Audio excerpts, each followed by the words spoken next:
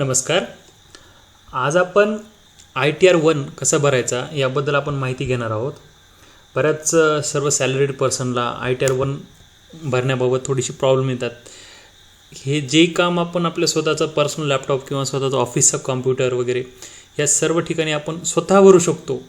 त्याच्यासाठी कुठल्याही CA कडे जायची गरज नाही. जर आपल्याला फक्त उत्पन्नाचा स्रोत आपला हा फक्त सॅलरी असेल, जर अन्य उत्पन्न असेल, तुमच्याकडे दुसरे उत्पन्न असतील तर तुम्हाला ITR-1 सोडून इतर फॉर्म भरावे लागतील. पण ITR-1 हा फक्त सॅलरीड पर्सनसाठी असतो. तो ITR-1 कसा भरायचा याबद्दल आपण आज माहिती घेऊ.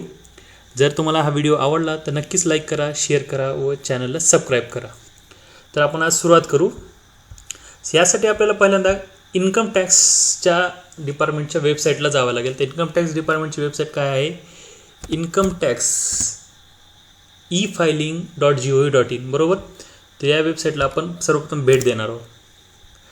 आता जर तुम्ही या अगोदर कधीच रिटर्न फाईल नसेल केला, भरला नसेल, तर तुम्हाला सर्वप्रथम बघा हे क्लोज करून घ्यायचं. आपण इथं रजिस्टर युअरसेल्फ इथं उजव्या बाजूला वरच्या कोपऱ्यात दिसतंय, ते तुम्हाला रजिस्टर करून घ्यावं लागेल. हे रजिस्टर करताना तुम्हाला फक्त पॅन नंबर लागेल, तुमचा आधार नंबर पण लागेल लिंक वगैरे करण्यासाठी, आणि तुमची बेसिक डिटेल्स मोबाईल नंबर हे टाकून तुम्ही पहिल्यांदा रजिस्टर करून घ्यायचं. आणि त्याच्यानंतर तो रजिस्टर केल्यानंतर तुमचा युजर नेम हा तुमचा पॅन ID असतो, जो आपल्याला 10 अंकी पॅन ID असतो आपला सगळ्यांचा पॅन नंबर, तो आपला युजर नेम असतो. तर मी आता रजिस्ट्रेशनची प्रोसेस आता सध्या सांगत नाही. मी असं कन्सिडर करतो की बऱ्याच जणांचं ऑलरेडी रजिस्टर असेल, जर याच्या अगोदर इन्कम टॅक्स CA कडून भरला असेल तर तुमचं अकाउंट तुमचं पॅन नंबर रजिस्टर झालेलाच असतो.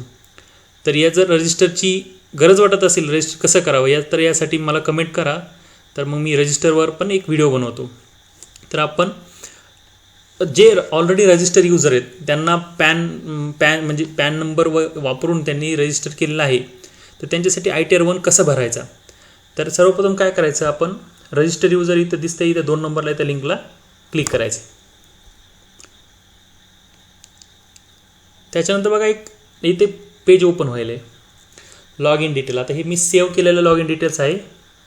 एक मी सॅम्पल फॉर्म दाखवणार आहे, त्याच्यामध्ये तुम्हाला मी सर्व प्रकारचे उत्पन्न टाकून दाखवणार आहे आणि फॉर्म नंतर कसा भरायचा ते पूर्ण सांगणार आहे. आता हे पॅन युजर ID हा पॅन नंबर आहे, पासवर्ड हा दिलेला आहे. आता कॅप्चा कोड मी टाकून आपण पुढे प्रोसेस करू.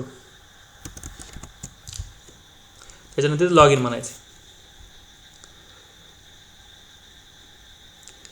आता बघा ही एक इन्कम टॅक्स डिपार्टमेंटची ही विंडो ओपन होते, ह्याला डॅशबोर्ड म्हणायचं आपण. तर या विंडोमध्ये आपल्याला इन्कम टॅक्स फाईल करण्यासाठी कसा वापर करायचा हिचा. तर आपण सर्वप्रथम बघा, आपण इथं माय अकाउंटला जर बघितलं तर आपल्याला इथे एक भरपूर ऑप्शन येतात. हे फॉर्म 26AS ही महत्त्वाचं आहे. आता ही सॅम्पल ID असल्यामुळे हा काही पॅन नंबर हा गव्हर्नमेंटला रजिस्टर नाही, त्यामुळे सॅलरीड पर्सनचं उत्पन्न जसं टॅक्स क्रेडिट तुमचं किती TDS डिडक्ट झालेला असतो ते पाहण्यासाठी तुम्हाला फॉर्म 26AS हा बघावा लागेल. पण आता ह्या डमी IDसाठी तुम्हाला फक्त आपण कसं भरणार आहोत आपण हे बघणार. तुम्ही टॅक्स जो तुमचा डिडक्ट झालेला तो तुमचा तिथून चेक करायचा आहे. त्याच्यानंतर बाकी गोष्टी ह्या नंतर राहतील, फक्त सुरुवातीला बघू. त्याच्यानंतर आपण E-फाईल इन्कम टॅक्स हे रिटर्न फॉर्म, ते E-फाईलमध्ये इन्कम टॅक्स रिटर्नचं आलेलं आहे, बरोबर आहे. आता बघा रिटर्न फाईल करण्यासाठी सर्वप्रथम बघा आपल्याला इथं आपला पॅन नंबर इथं बाय डिफॉल्ट येतो. त्याच्यानंतर असेसमेंट इयर हे सध्या कोणतं टाकायचं आहे 2020-21 या वर्षासाठी. त्याच्यानंतर पण मी तुम्हाला पहिल्यांदा सांगतो की आपण फक्त ITR-1 बघणार आहेत, बाकी इतर कोणतेही ITR नाही. फिलिंग टाईप आपण ओरिजिनल आणि submission mode prepaid and submit online हे सिलेक्ट करायचं आणि पुढं प्रोसीड करायचे.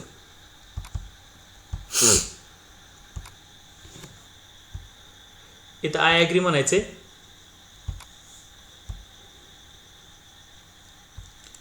ठीक आहे. आता आपण आलोत आपले इथं आहे बघा ITR-1 सहज Indian income tax return for individual of being a resident other than not ordinary resident having total income up to 50 lakh.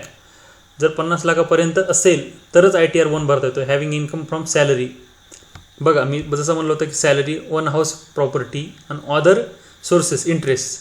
म्हणजे जनरली काय, एक तर आपली सॅलरी, नंतर आपलं घराची प्रॉपर्टी त्याच्यापासून, किंवा जसं की आपल्या बँकेचे FDचं व्याज आणि जर शेती असेल तर शेतीचं उत्पन्न फक्त 5,000पर्यंतचं.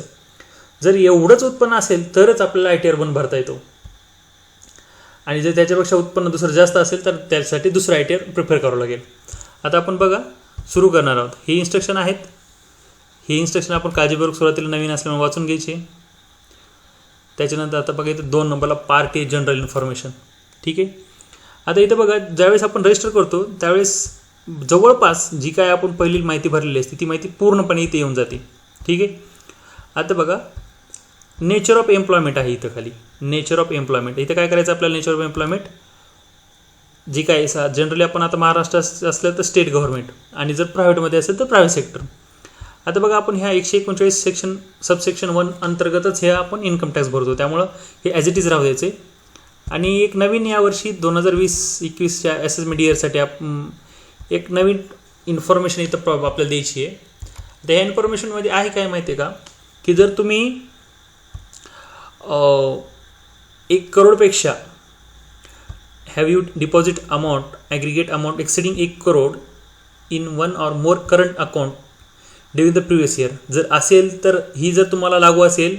त्याच्यानंतर 2 नंबरचं काय have you incurred expenditure of amount aggregate amount exceeding 2 lakhs जर तुम्ही परदेशात प्रवास करण्यासाठी जर 2 लाख रुपयाचा खर्च झाला असेल किंवा तुमचं जर इलेक्ट्रिसिटी बिल जर 1 लाखापर्यंत आलं असेल तर 1 लाखापेक्षा जास्त असेल तर ह्या तिन्ही जर कंडिशन तुम्हाला लागू असल्या तर तुम्हाला इथं काय म्हणायचं येस म्हणायचं. अदरवाईज तुम्ही डायरेक्ट इथं नो म्हणा लागू नाहीत.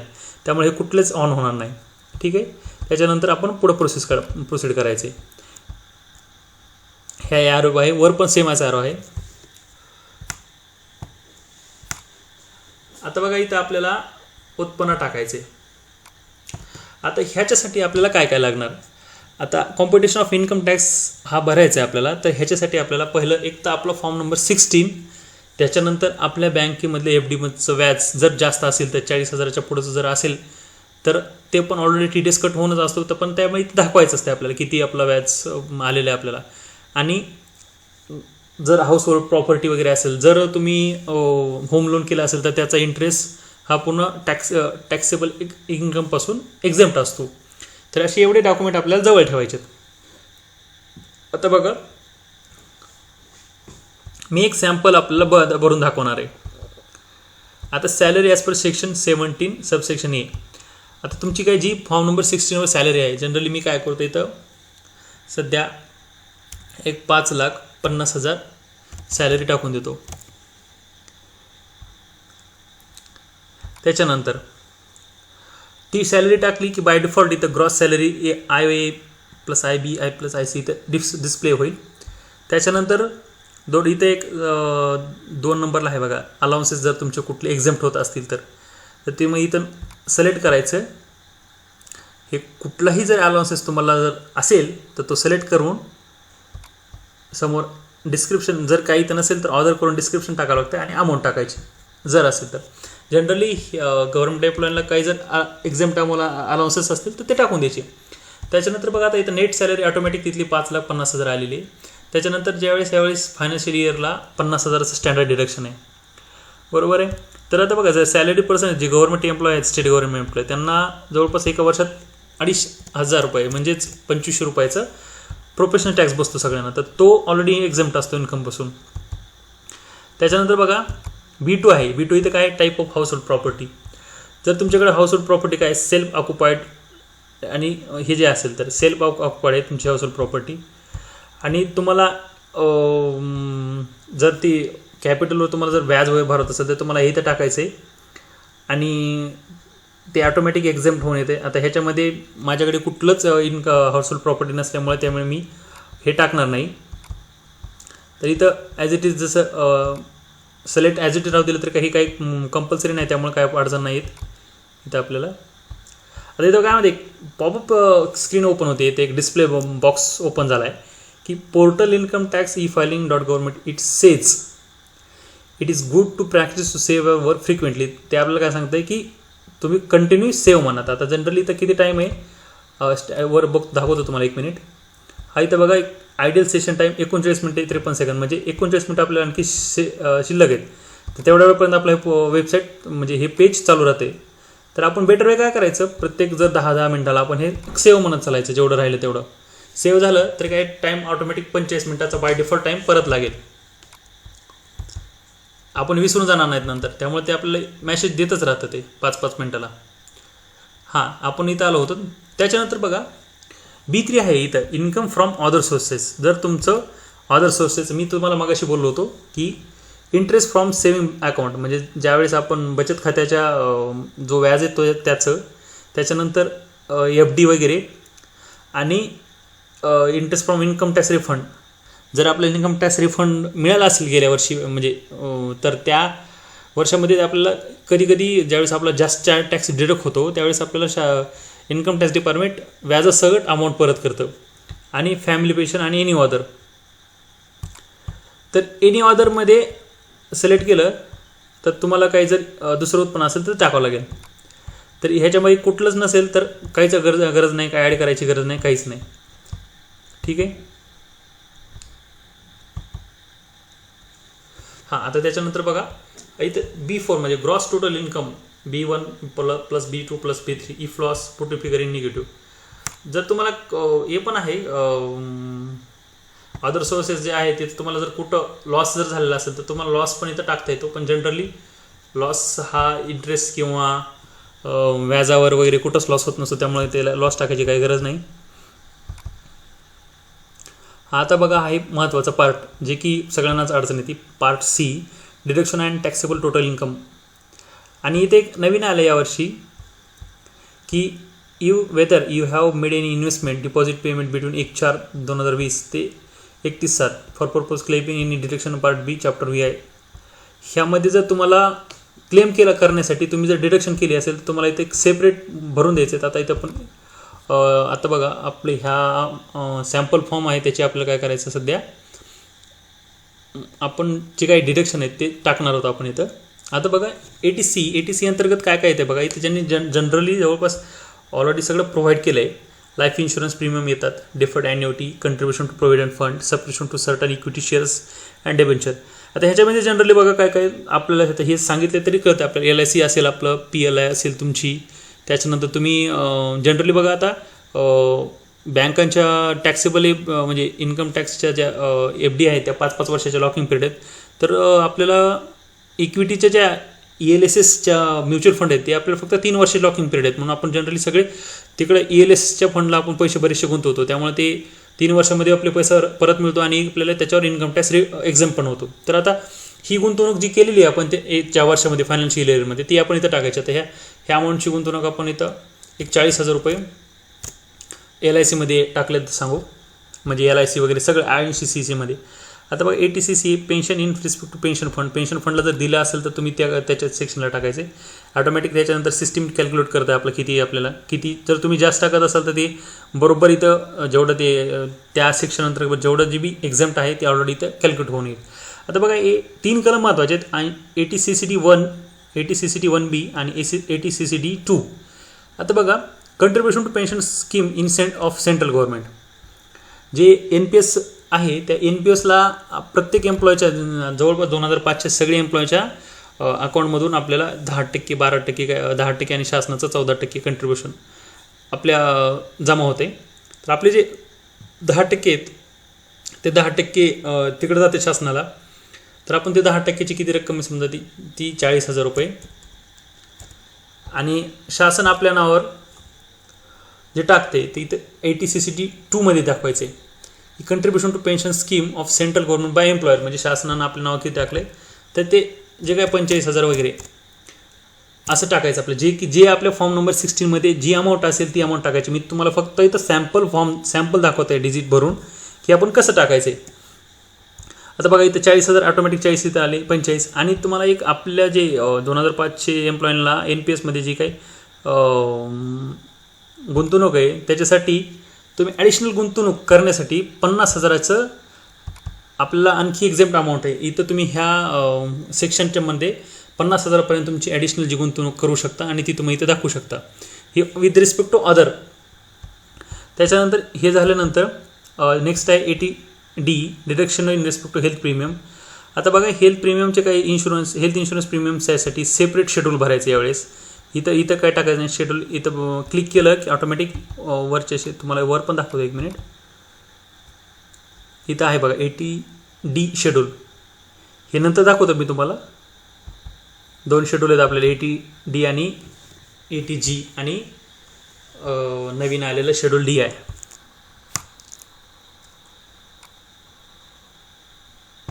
ठीक आहे. त्याच्यानंतर हे जर नंतरचे सेक्शन ज्यांना लागू आहेत, एक maintenance of include medical treatment of dependent who is person disable, जे डिसेबल आहे त्यांच्यासाठी. त्याच्यानंतर medical treatment of specified dishes, त्यांची जर काय केलं असेल तर त्यांच्यासाठी ही एक्झाम करण्यासाठी अमाऊंट जी काय खर्च झाली ती टाकण्यासाठी. जर तुमच्याकडे हायर एज्युकेशनसाठी जर तुम्ही लोन घेत असेल तर त्याचा इंटरेस्ट पण आपल्याला एक्झाम्प्ट असतो, ते ATE मध्ये टाकायचे. जर रेसिडेन्स हाऊस प्रॉपर्टीसाठी जर लोन घेत असेल तर त्याचा इंटरेस्ट टाकण्यासाठी इथं दाखवायचं आहे. त्याच्यानंतर deduction respect to interest of loan taken for certain house property, त्याचा इंटरेस्ट आपण ATEA मध्ये दाखवायचं आहे. आणि त्याच्यानंतर इलेक्ट्रिक व्हेकल, जे शासनानं इलेक्ट्रिक व्हेकलवर जी टॅक्स एक्झाम करण्यासाठी जी अमाऊंट होते ती पण आहे, ती त्या हे सेक्शनमध्ये जर घेतली असेल तुम्ही तर त्याचं पण इथं अमाऊंट टाकून द्यायची ATE मध्ये. आता बघा ATG एक डोनेशन आहे. जनरली डोनेशन 2 प्रकारे होतात. आपण डोनेशन सर्टन फंड्सला देतो किंवा चॅरिटेबल इन्स्टिट्यूटला वगैरे देतो. आणि कधीकधी आपल्या गव्हर्नमेंट एम्प्लॉईंच्या सॅलरीमधून पण शासनाला आपल्या चीफ मिनिस्टर रिलीफ फंडला पण अमाऊंट जाते. आणि आपण वैयक्तिकसुद्धा शासनाला, केंद्र सरकारला वगैरे अमाऊंट पेड करतो. तर जी अमाऊंट आपण पेड करतो ही शेड्यूल ATG मध्ये भरायची, ते पण तुम्हाला नंतर दाखवतो मी. त्याच्यानंतर सेक्शन आहेत रेंट पेड. तुम्ही जर रेंट पेड करत असाल तर त्याचं पण ATGG मध्ये तुम्हाला दाखवायचं आहे. आणि बघा हे आहे certain donation of scientific research or rural development, हा एक ATGG तो पण शेड्यूल आहे, त्या पण शेड्यूल नंतर बघू आपण. आणि डोनेशन ऑफ पॉलिटिकल पार्टी, जर ते जर देत असाल तर मी किती पॉलिटिकल पार्टीला डोनेशन, तर ते तुम्हाला इथे दाखवायचं आहे. त्याच्यानंतर हे ATTTA interest of saving bank accounts in case of other than resident senior citizen, त्यांच्यासाठी कलम लागू आहे हा. त्याच्यानंतर ATTTB interest on deposit in case of resident senior citizen, त्यांच्यासाठी हे जर तुम्ही सिनियर सिटीजन नसल्यामुळे ते ऑटोमॅटिक हे बंद आहे आणि हे ऑन आहे. आणि त्याच्यानंतर ATU in case of person disability, त्यांच्यासाठी सेपरेट ॲडिशनल एक्झाम डिरेक्शनला अलाव आहे. त्यांच्यासाठी जर डिसेबल असाल तर तुम्ही त्यांच्यासाठी हे इथं ॲड टाकायची तुमची रक्कम. आता बघा टोटल डिडक्शन 1,25,000 झालं आहे, त्यामुळे इथं टोटल इन्कम किती येते बघा 3,72,500. त्याच्यानंतर exempt income in case agriculture income exceed 5,000 other ITR as applicable. मी तुम्हाला सुरुवातीलाच बोललो होतो, जर 5,000च्या आतला ITR असेल, ॲग्रिकल्चर इन्कम असेल तरच आपण इथं टाकू शकतो. ते ॲग्रिकल्चर इन्कम एक्झॅम्प्ट आहे त्याच्यामध्ये, समजा आपल्या उत्पन्नात आलेलं. आता बघा हे डिव्हिडंट वगैरे एक्झॅम्प्टेड, हे सगळे सेक्शन आहेत. जे इन्कम एक्झॅम्प्ट आहेत ते तुम्ही आपण एक्झॅम्प्ट इन्कम टाकायचे बघा. Scholarship granted to meet cost of education, हे ह्या सेक्शननुसार एवढे आपले इन्कम एक्झॅम्प्ट आहेत, ते आपण इथं टाकल्यानंतर इथं फायनल अमाऊंट कॅल्क्युलेट होते. जर नसेल तर सोडून द्या, काहीच अडचण नाही. आता बघा इथं हे पार्ट D बघा. पार्ट D हा पूर्णपणे सिस्टीम कॅल्क्युलेटेड आहे. यामध्ये कुठलाही आपण मॅन्युअली भरायचं नाही. ऑटोमॅटिक आपलं जे फायनल इन्कम टोटल इन्कम येईल त्या इन्कमवर टॅक्स कॅल्क्युलेट होतो, रिबेट होतं, किती भरायचं आहे, जर भरायचं असेल तर किती भरायचं आहे, नसेल भरायचं तर किती रिफंड येतो.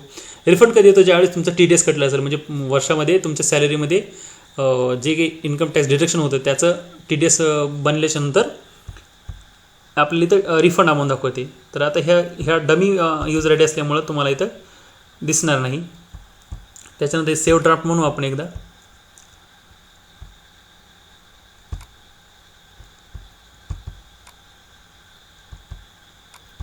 हा यूजर ID डमी नाही, यूजर ID बरोबर आहे. यूजर ID यावर्षी चालू केलेला आहे, यावर्षीपासून त्याचं इन्कम काही ह्या युजरला इन्कम नसल्यामुळे आपण त्याच्या नावावर आपण हा सॅम्पल फॉर्म भरत आहोत. आपण हा फॉर्म सबमिट करणार नाहीत, फक्त प्रोसिजर पूर्ण बघणार आहोत. त्याच्यानंतर बघा मी तुम्हाला बोललो होतो की TDS जे की गव्हर्नमेंट एम्प्लॉय आहेत त्यांचा हा डिटेल्स ऑटोमॅटिक फिल होऊन येते, जे की टॅन नंबर्स ह्याचा, त्याच्यानंतर नेम ऑफ डिडक्टर कोण आहे, इन्कम किती चार्जेबल झालं होतं, त्याच्यानंतर टोटल टॅक्स किती दिले, हे पूर्णपणे भरायची गरज नाही, तर ऑटोमॅटिक येऊन जाते. ह्या पेजला आपल्याला काहीच करायचं नाही. त्याच्यानंतर हे नेक्स्ट करायचं. इथून हे टॅक्स पेड अँड व्हेरिफिकेशन बघा. आता ॲडव्हान्समध्ये टॅक्स हा अमाऊंटला 0 झाला. जर पेड केला असेल तर ऑटोमॅटिक दाखवतो आहे आणि भरायचं किती असेल ते दाखवतो आहे. अदर्स रिफंड पण किती येतं ते पण दाखवतो आहे. त्याच्यानंतर बघा इथे एक आपल्याला बँकेचे डिटेल टाकायचे. IFSC code, name of bank, account number. आपल्याला जर रिफंड अमाऊंट देत असेल तर हे टाकून द्यायची. तर हाही कंपल्सरी आहे. रिफंड येत नसेल तरी ही तुम्हाला इथं डिटेल भरून द्यायची. त्याच्यानंतर बघा ही पूर्ण इन्फॉर्मेशन आपल्या ह्याच्यातून येते रजिस्टरमधून, की वडिलाचं नाव वगैरे, आपलं त्या अकाउंटचं नाव आणि फर्दर इथं जर आपण स्वतः सेल्फ करत असलं सेल्फचं नाव देऊन जसं स्वतः भरतो त्याच्यात सेल्फ करायचे आणि आपलं प्लेस टाकायचे. आणि इथं आधार, आता आधार तुमच्या आधार पॅन जर लिंक असेल तर तुम्हाला 1 नंबरचं ऑप्शन सर्व करून ई व्हेरीफाय करून घ्यायचे. झाली इथपर्यंत प्रोसेस.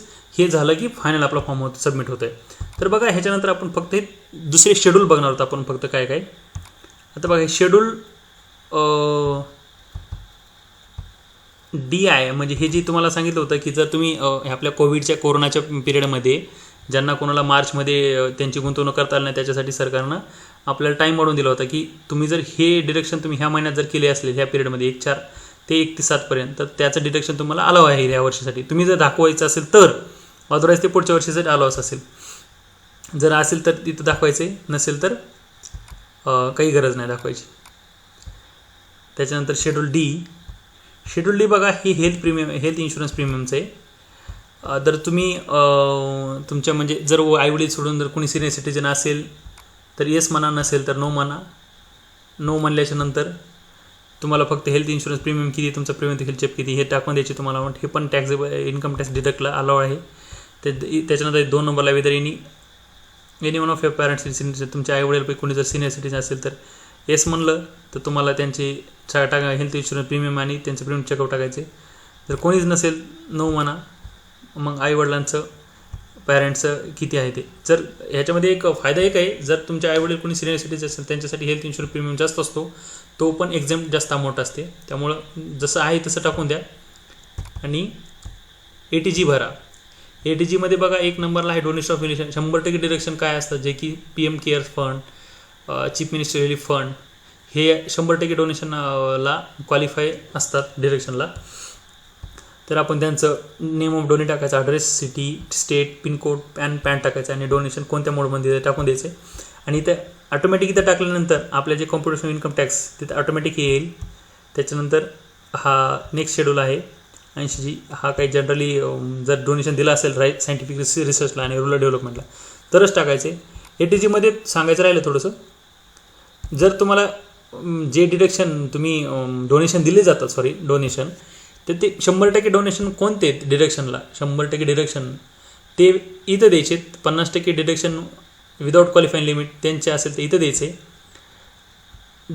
काही डोनेशन असे असतात ते 100% डिडक्शन सब्जेक्ट टू क्वालिफाय लिमिटचे जे असेल ते इथं टाकायचे आणि 50% deduction subject to qualify limit हे असेल ते इथं टाकायचे. आणि total deduction as it is इथं कॅल्क्युलेट होऊन येते खाली. ठीक आहे. हे सर्व झाल्यानंतर प्रिव्ह्यू आणि सबमिटला क्लिक करायचे. आता बघा इथं मी मागाशी कुठलाच बँक नंबर टाकला होता. हे पूर्ण डिटेल्स सगळे टाकायचे आणि फॉर्म सबमिट करून आपण त्याचं व्हेरीफाय करून घ्यायचं. तर एकंदरीत पूर्ण माहिती सांगितली आहे. जर काही आवश्यक माहिती वाटत असेल तर नक्कीच कमेंट करा. मग मी त्याची माझ्याकडून पूर्णपणे सोल्युशन देण्याचा प्रयत्न करेल. धन्यवाद.